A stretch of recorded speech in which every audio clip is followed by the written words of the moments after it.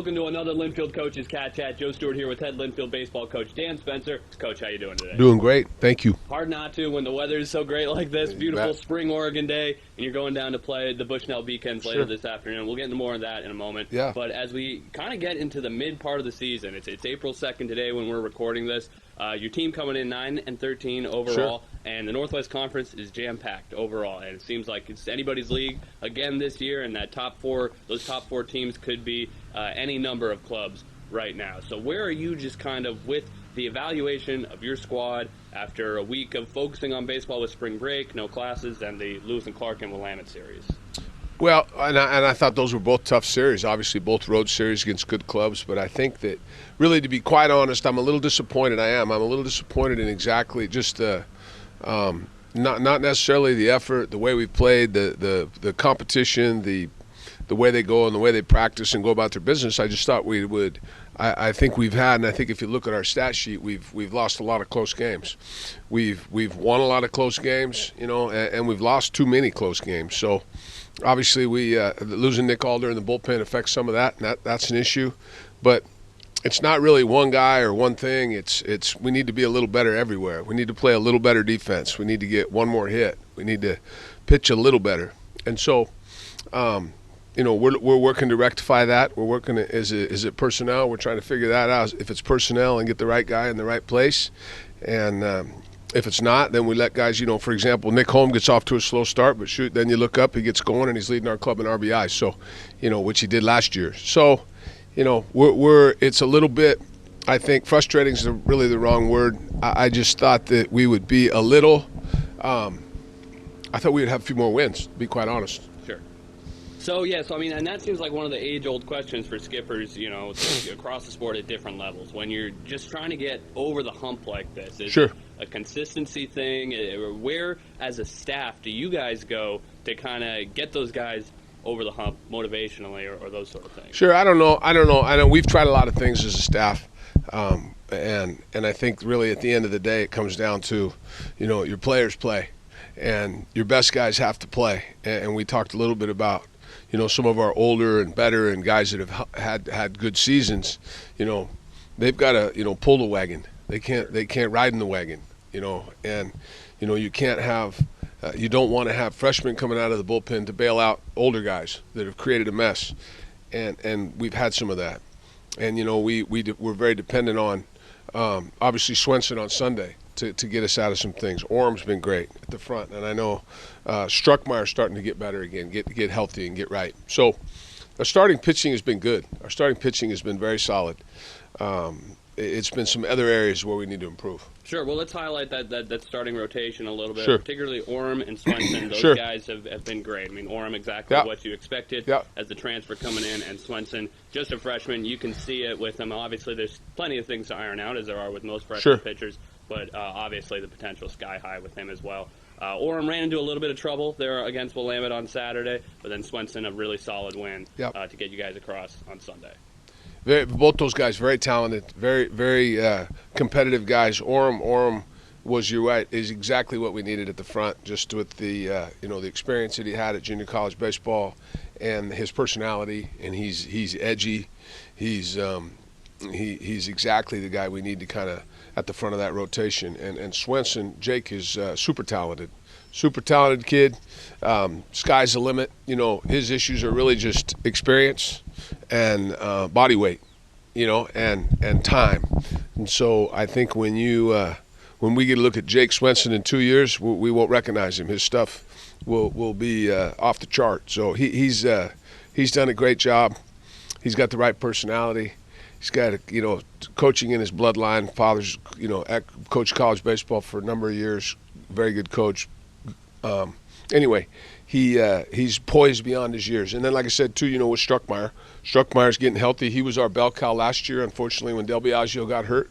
And Struckmeyer's, given us very solid starts the last 2 weekends. He hasn't won one of those games, but he's getting better. Good to hear about Struckmeyer. Yeah, obviously, clearly was not himself those first couple outings of the year, what we were expecting from him after his great performances last year.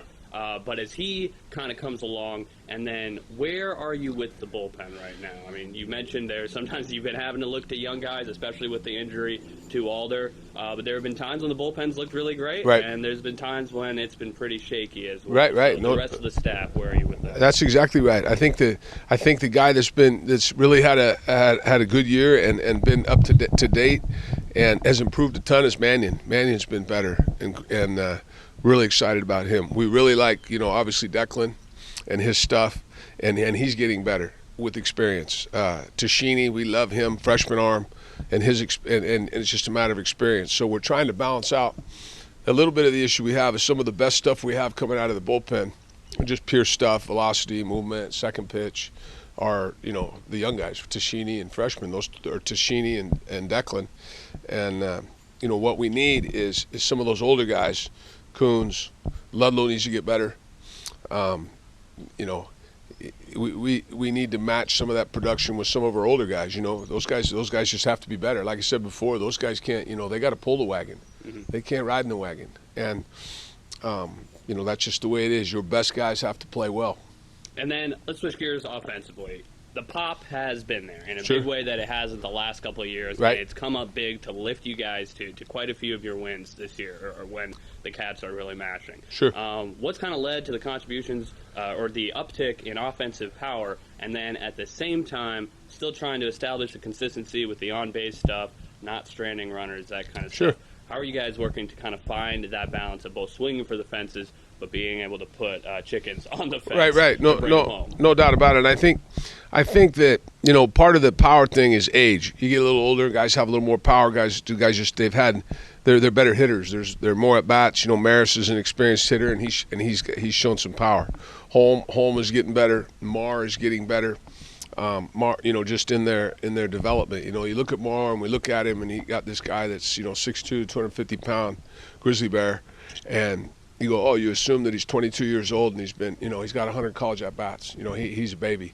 So, but he continues to get better, and obviously he has some power. So the other side of it is some of our guys that can run, and this has been an issue. We're very athletic. We have some guys that are very athletic, and a good example is Hunter.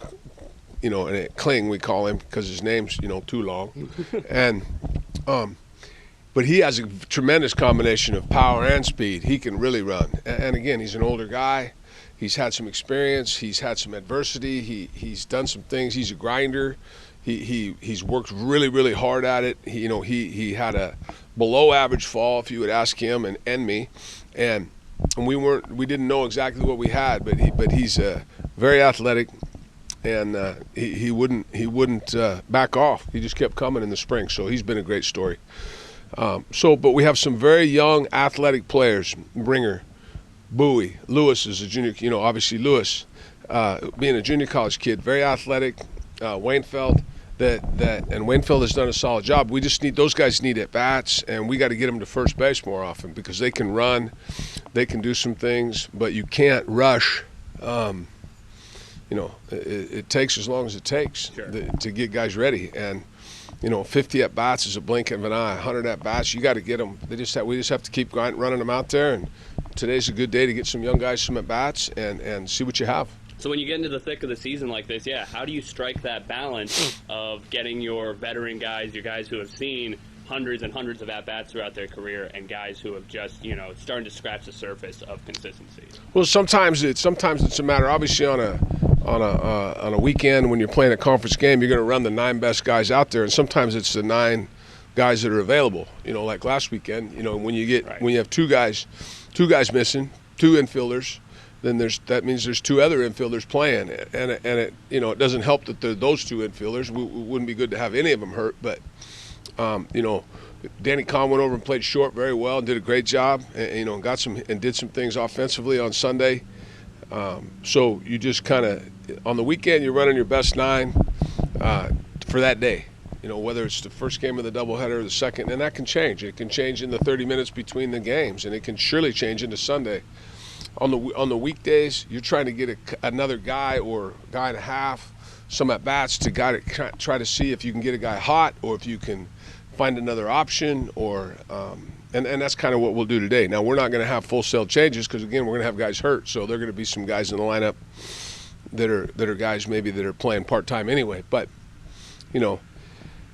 it's about, and a lot of people use the next man up, and that's great. And to have that kind of depth, and we do defensively, I think we have enough depth to make it happen in the infield. But you got to score some runs too, and especially on the road today against Bushnell, we're going to need to score some runs to win.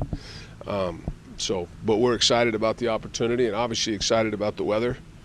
And, here we go. Exactly. So, at Bushnell today, this afternoon, and then George Fox coming to town this weekend. Yep. Always a fun series with the cross-county rivalry. And they're kind of back up and running again after a down season last year. They're right in the mix of the Northwest Conference chase right now. What are your thoughts on the Bruins, and what's it going to take to end up on the right side of an NWC series this weekend? I always thought since I've been here, George Fox has been, very, whether they've been good or whether they've been medium or whatever they've been, they're well coached.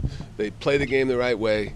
They have a style. They want to be offensive, or they want to run. They want to push. They want to do some of those things, and they recruit to that. And so they have a bunch of athletic guys, and they're old. Their lineup is old, senior-laden lineup, and so they're very, very competitive. Their pitching is younger, but they have some talented guys there. Their left-hander that leads that off is very talented. They're going to be all we want, all we can handle this weekend, and it's fun to see them. Like I said, because it's just baseball. There's no nonsense. Here we go and let's play.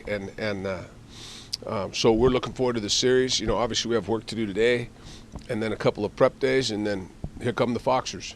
All right, looking forward to it. Yep. Again, your Wildcats at Bushnell this afternoon, Tuesday, April 2nd, this weekend, hosting George Fox as we get back to Northwest Conference play and back to playing here in McMinnville. You bet. Coach, thanks, fellas. Thanks for the time. Good luck this You weekend. got it.